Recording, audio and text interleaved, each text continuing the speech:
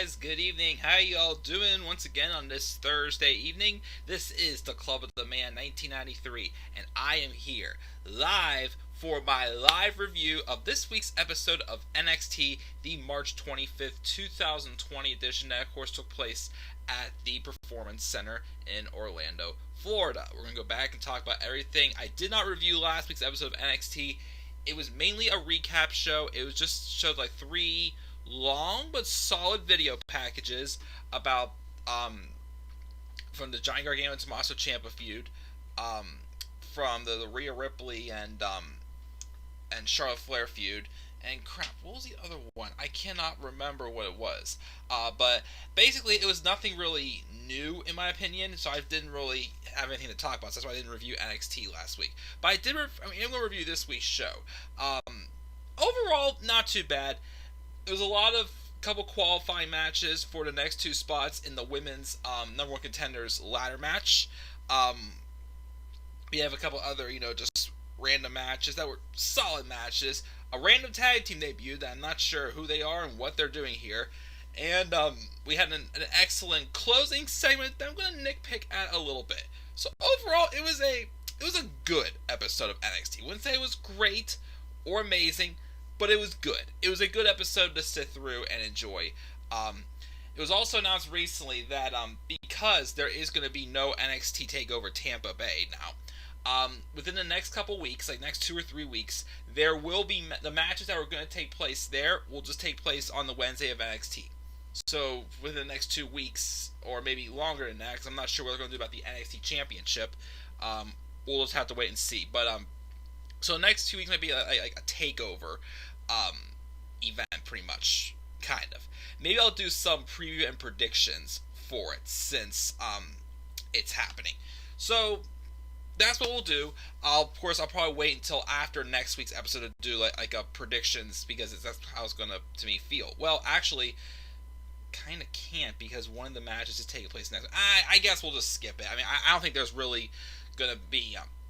I'm not going to do any preview predictions videos. I will do one next week though for WrestleMania 36 though. That's a definite. That's a guarantee. We will get that. But we got Tyler in the live chat just crapping on the virus again, which I agree, man. I want it to stop. I want to be able to go out and do other things again, enjoy things, and get a crowd back in these arenas. Although Matt Riddle on this week's show is acting like there was an arena to make us enjoy it. We see here, But yeah, so the plan is to do this review tonight, and then I do want to do one more pay-per-view review tonight, which will be NXT UK TakeOver Blackpool 2. I'll make the graphics for that while I watch 10 o'clock is the newest episode of Law & Order SVUs. That's why my TV's on. As soon as this review's done, I'm going to get to that. So let's just roll through this review and talk about it really quick. We opened up with a match with Tyler Breeze and Austin Theory. Not a bad match. Tyler Breeze, Austin Theory honestly was just firing shots at Tyler Breeze using his phone for a selfie. Match was not too bad, and then towards the end of the match, Austin Theory obviously is just trying to make a name for himself, but he's coming up short. But he takes his own phone with the referee, and he's videotaping what he hopes will be the finish, and he wants to film what he's going to do to Tyler Breeze, hoping that he can remember this forever. But unfortunately, backfires, and Tyler Breeze gets the win over Austin Theory. So I don't know if these losses. I get that I didn't expect him to beat Roderick Strong when he had a match against him for the NXT North American Championship back on Christmas. I didn't expect him to beat Tommaso Ciampa the first time Ciampa appeared after Johnny cost him the title at TakeOver Portland. But it's kind of starting to wonder when he's going to start getting those wins. He's looking great in his losses, but when he's starting to get those wins. So, Breeze beats him right here. Then we have a match with Killian Dane and Tahuti Miles, who I thought looked a lot like... He looked very similar to Cedric Alexander. He's a little bit of like a swagger gimmick and whatnot. It's kind of like a brief squash match, and Killian Dane wins again. I'm just not digging Killian Dane right now. I don't know what it is. When he came back to NXT, I expected him to be like the same monster, just outdoing everyone and just double multitasking in matches that I kept saying he was doing, especially towards the end of his run with Sanity on NXT. yeah, he's just not the same for some reason. I'm just not digging it really. But he gets a victory as expected. Then we get Cameron Grimes taking on Tony Nese. A solid match. It was kind of brief also. They gave it a little more time than they did the previous match, of course. I mean, I don't bother me a little bit when they bring like cruiserweights into NXT just to be jobbers instead of actually giving them good matches. I mean, Tony did have a good match against Johnny Gargano. I think it was 2 years ago. I think it was around that time. Him and Johnny had a great match, I thought. But just another way to put over Cameron Grimes. He gets a victory here after it followed short to Keith Lee last week in a North American title match. 2 weeks ago in a North American Championship match. Then we had our first of 2 qualifying matches for the next 2 spots 4 and 5 in the women's number 1 contenders ladder match.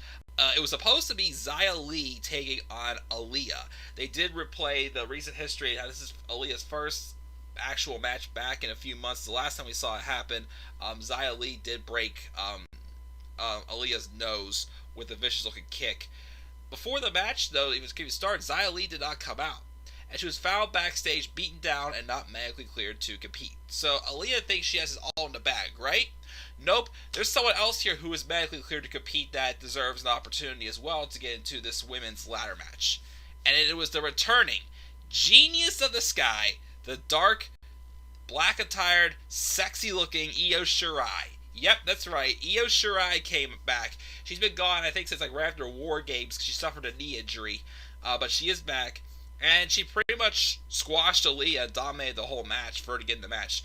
I'd say she's going to win, or, because next week the final spot's going to be filled with a second chance match. Well, the second match for the qualifying match was Candice LeRae and Kaden Carter. It was pretty obvious that Candice was going to win it. She won it. Kaden Carter, formerly Lacey Lane, definitely like her, but it's obvious she's not being treated as like a serious talent right now. For what it seems, I did expect her to win it. So right now in this ladder match, it's Chelsea Green, Mia Yim, Io Shirai, Tegan Nox, and Candice LeRae. So the 6th spot will be filled by the women who lost already, and the 6th one, which includes Xia Li, for being taken out of this match. So it's going to be Xia Li, my girl Deonna Purrazzo, Shotzi Blackheart, Dakota Kai, Kaden Carter, and Aaliyah next week for the final spot in the 6-woman number 1 contenders ladder match. To me, it's pretty obvious. It's either going to be Io Shirai or it's going to be Dakota Kai. I at this point, I think it's going to be Dakota probably winning this, get the opportunity against Rhea Ripley based off of the history and to kind of give her more momentum going forward since she has recently won the feud with Tegan Nox.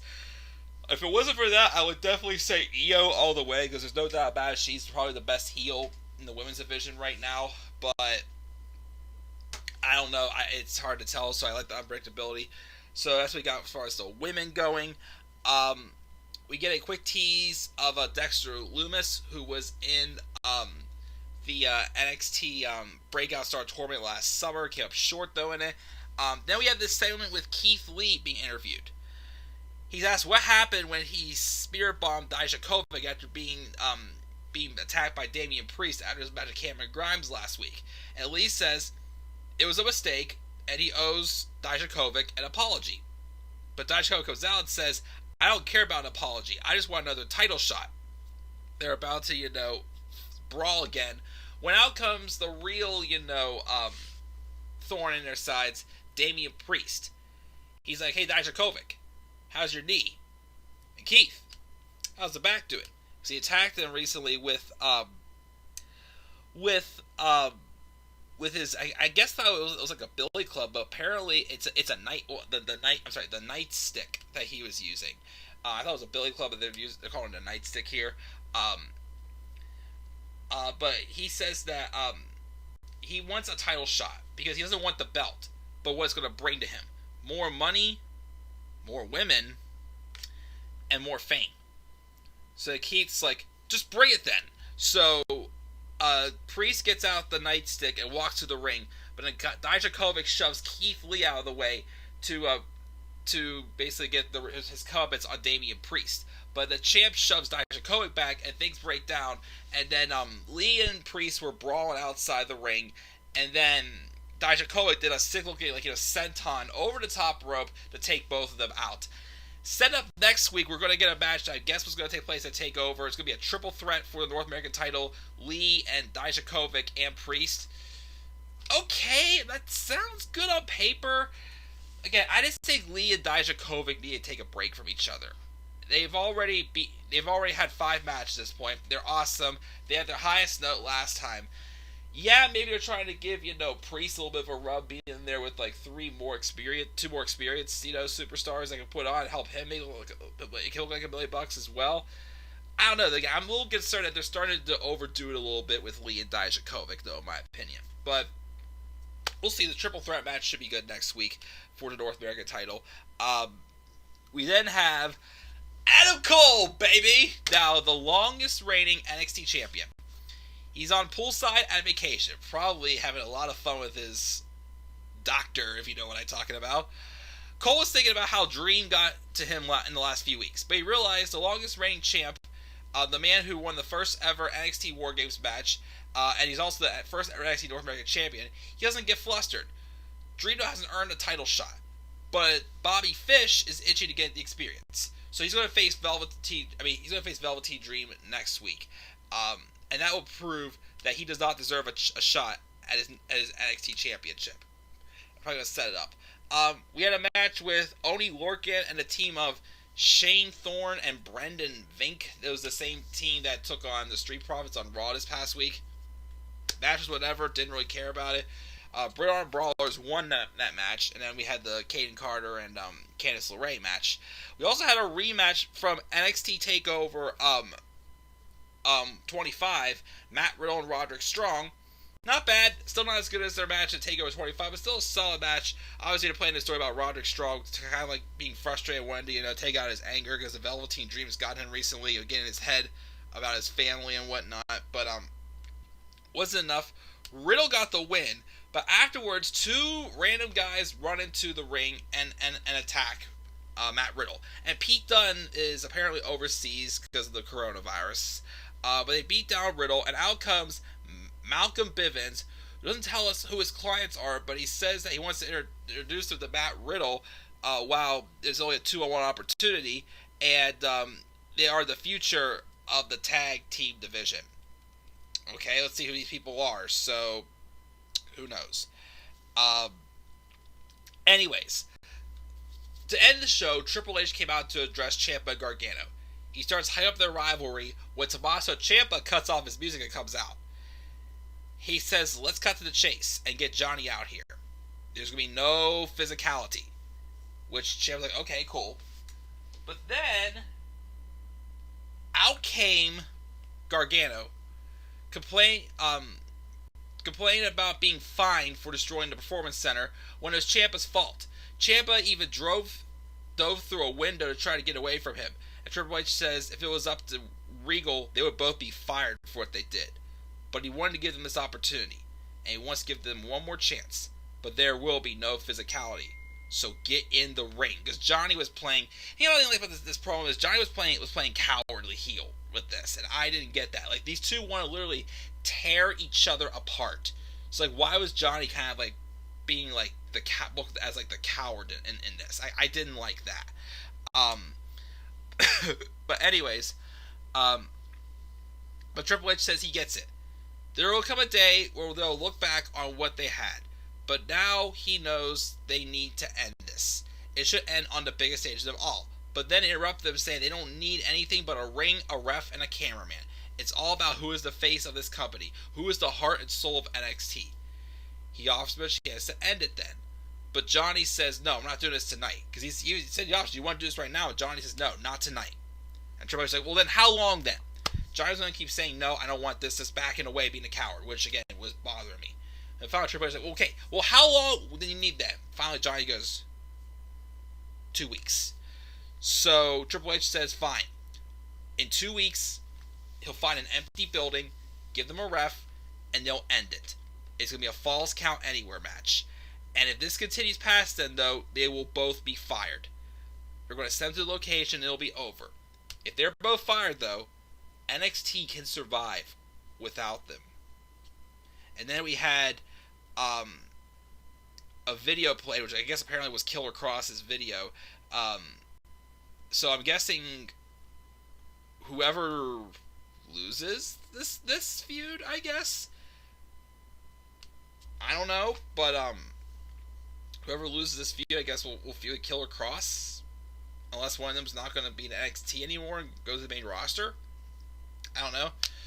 We'll have to wait and see. But the segment was good. Other than the fact, again, I wasn't a fan of Johnny Gargano being like kind of like a cowardly heel in this. I didn't get that. It's so off because yes, this dynamic is still weird with the roles reversed because Johnny should have been ending this feud with him getting his comeuppance on Ciampa last year. But it's weird now that Ciampa's had direction, Johnny has not. It's just odd, but. I wanted a Hell in a Cell I Quit match, but instead we're going to get just an all-out fight in an empty room. They're probably going to just break things and whatnot. So, works for me, I guess. So, that'll happen in 2 weeks on NXT. And that's my live review for NXT, guys. I'll give this show a B. Good show. Not the best, but still a good show.